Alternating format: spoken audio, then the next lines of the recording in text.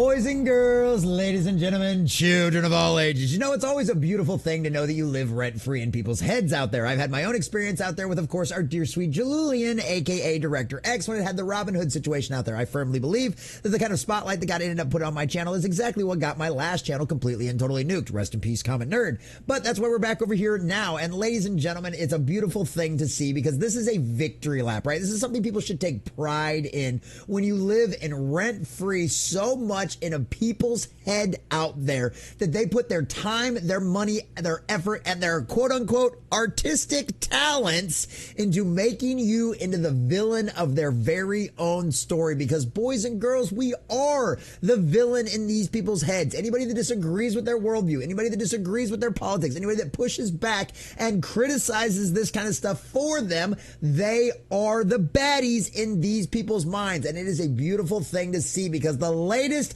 target of that is none other than Geeks and Gamers founder DDay Cobra himself, ladies and gentlemen. And I don't think there is no denying it in any way, shape, or form that they absolutely think about DDay Cobra on a regular basis. He lives rent-free in these little psychopathic, possessed by the spirit of the age, nut jobs heads out there. And boys and girls, that is a beautiful thing. Why, you ask, Common Nerd? Why is that a beautiful thing? Why is it okay that they're attacking Jeremy out there in DC Comics? Why is it okay that Geeks and Gamers is under attack?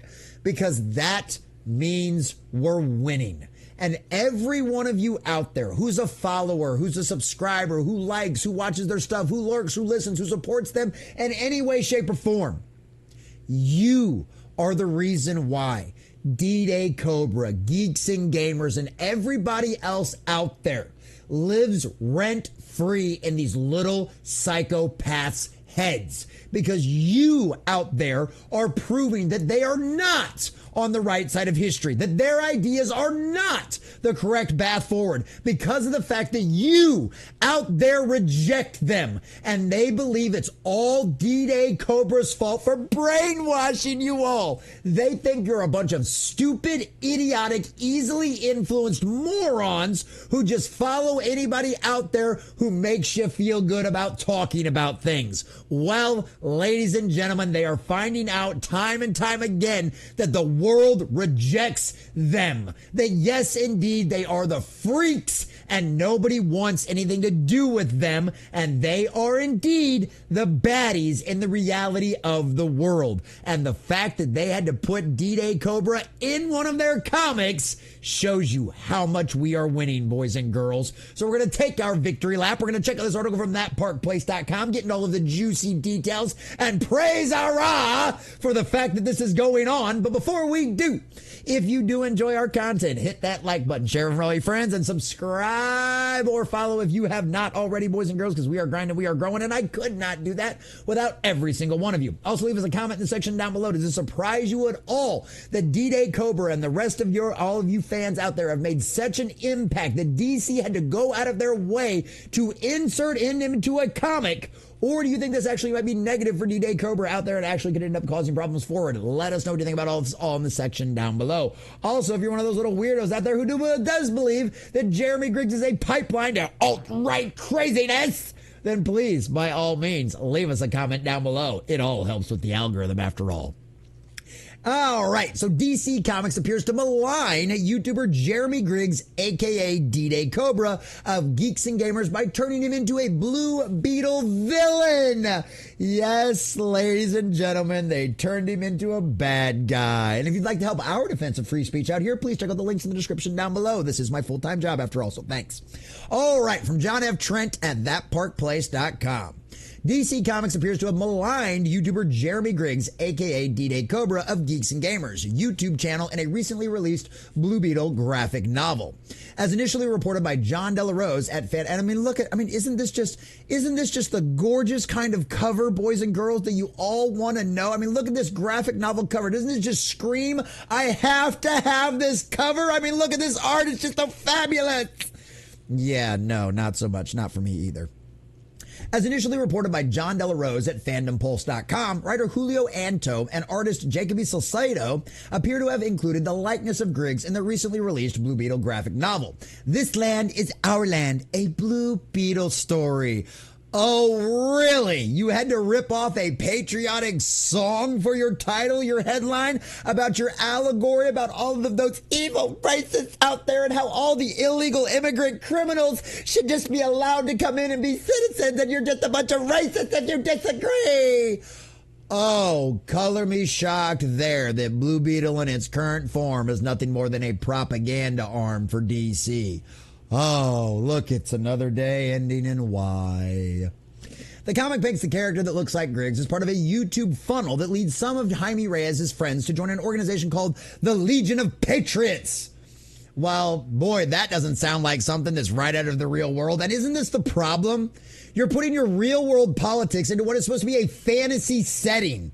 Right? Escapism. That's what it is. Legion of Patriots. Oh, you mean that little little FBI group out there that pretends to be, that one out there that was the Patriot, whatever. I can't even remember the name of them anymore, but they all look like floods. They literally glow. You can see them from orbit. They glow so bright. Yeah, those people. Yeah, boy, you really are listening to the mainstream media when you write all this stuff, aren't you?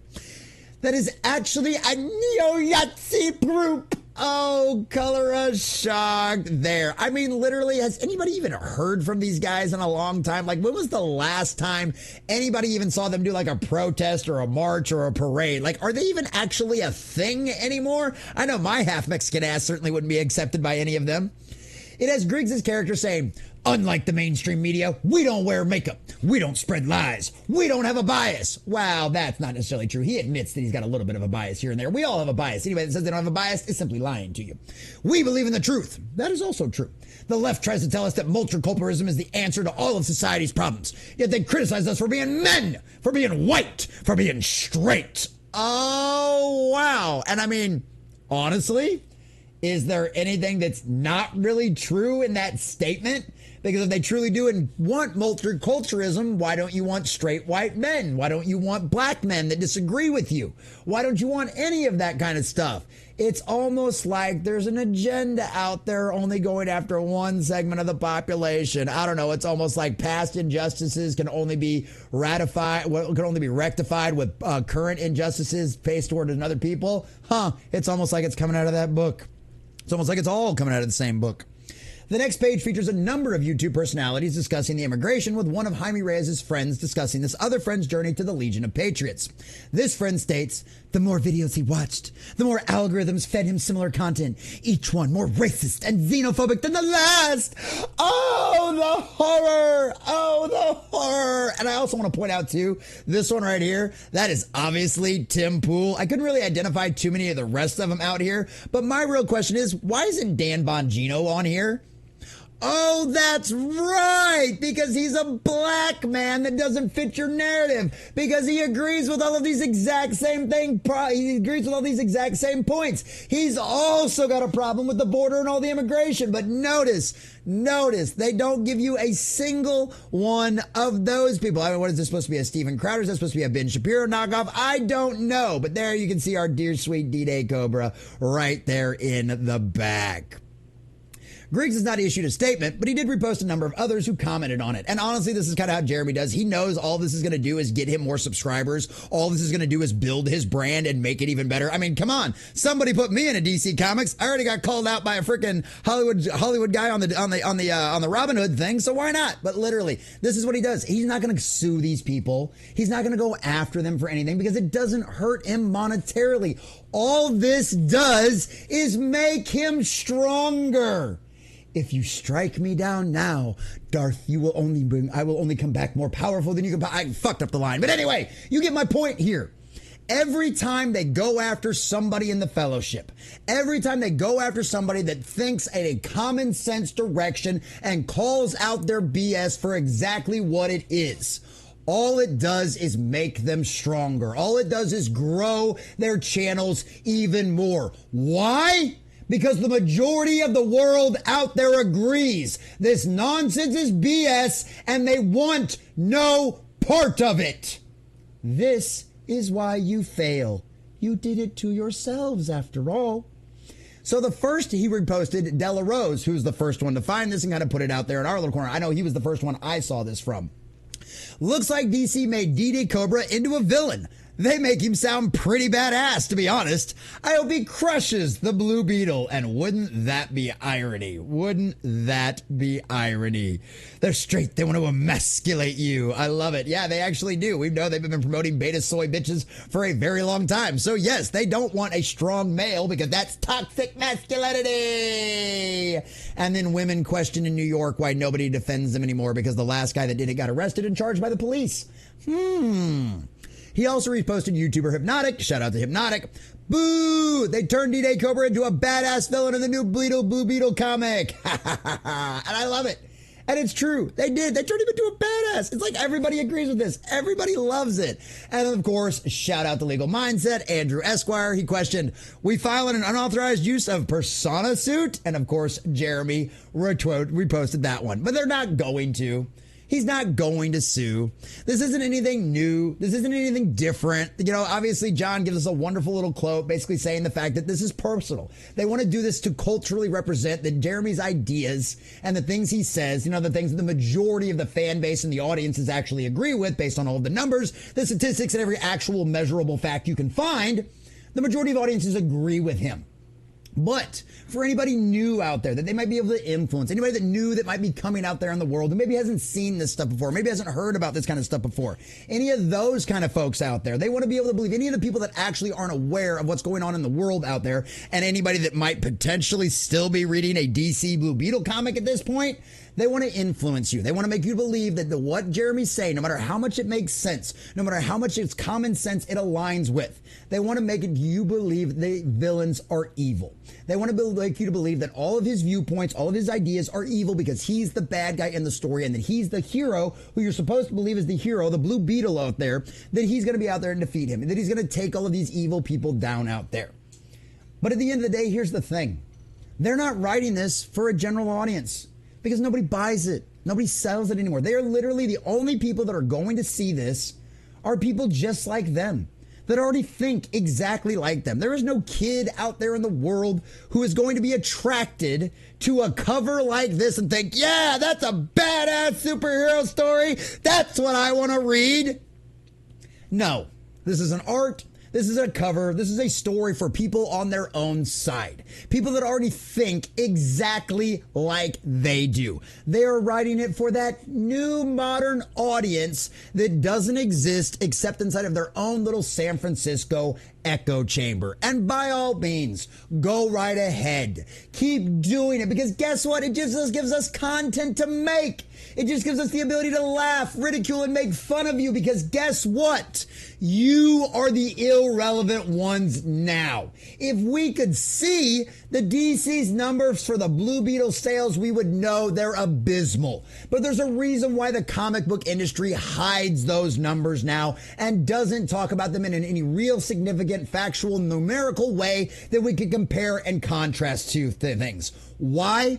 Because woke little psychopaths possessed by the spirit of the age have overtaken the comic book industry. And now they think the biggest, most evil threat, the biggest bad guy they can come up with is a YouTuber out there who's saying words that hurts their fee-fees. And they want to try to brainwash more people into believing exactly what they do. Fortunately enough, nobody's buying anymore what you're selling. The world has rejected you, and according to some people, 2024 may even be the year that woke goes to die. You have lost billions of dollars betting on this horse, going with this cult, being possessed by the spirit of the age and sacrificing everything else on the altar of the cult. All for what?